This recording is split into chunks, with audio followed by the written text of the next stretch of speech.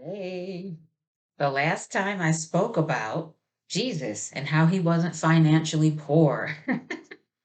And I said that what I would do this time is say if he enjoyed the things that the world around him provided at the time, why did he say he was no part of the world?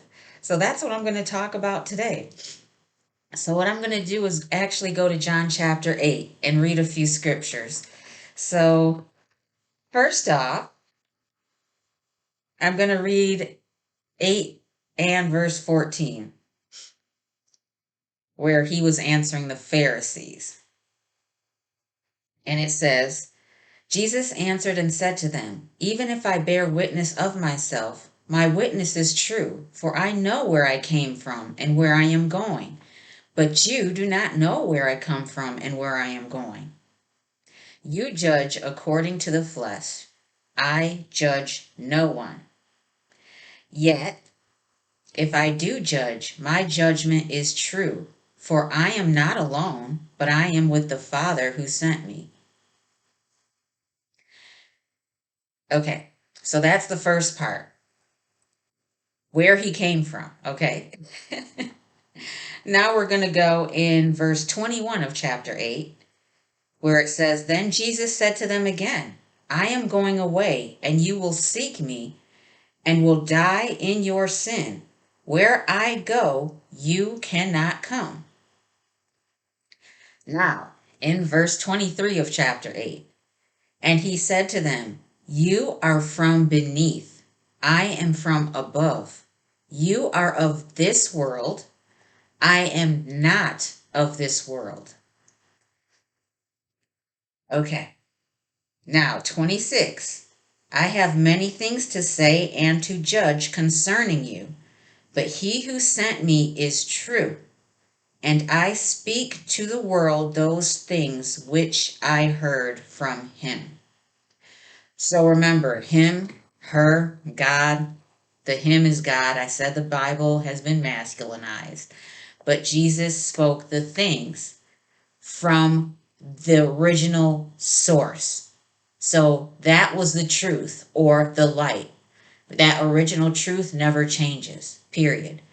So basically, what Jesus was saying is that he literally was no part of this world. He came from a completely different realm, which no one else could go because that realm is only for very specific spirit beings, light beings. So basically, that would be the true God's family. That's it. That's the only ones who could be in that realm.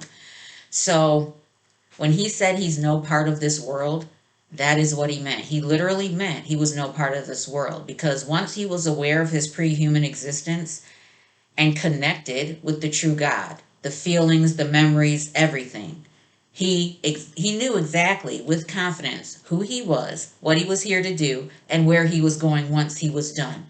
He knew he was immortal.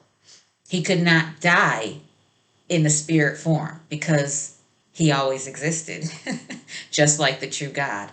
So, actually, in the Gnostic Gospels, which are at www.gospels.net, he alludes to this also in the book of Judas, and I believe it's page 35 or paragraph 35, however you read it, where he said to Judas, asking him what he thinks. But Judas had answered Jesus and said, I know who you are and where you've come from. And then makes reference to the immortal realm where Jesus had come from. So this is the main reason Jesus said he's no part of the world. There is a scripture in John 15 and verse 19 where he is speaking about society because he was also not a part of common society where they had those views, values, and religious beliefs at the time. He was no part of that. And he realized when he taught that rule of love and those who he taught it to followed that, they would become objects of hatred as well, just like him.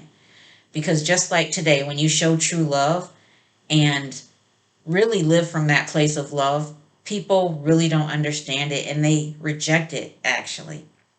So, this is what I wanted to bring out, what Jesus actually meant when he was no part of the world. He basically was here to teach the truth and show that universal law of love that comes from the original source of love, the God of love, the true God. So that's what I wanted to say for today. I love you all. I'm sending you hugs and kisses. All right. I hope you're doing well. Stay positive. And remember, live from that place of love and keep your peace. Don't give it away to anyone. Okay. Take care. Bye.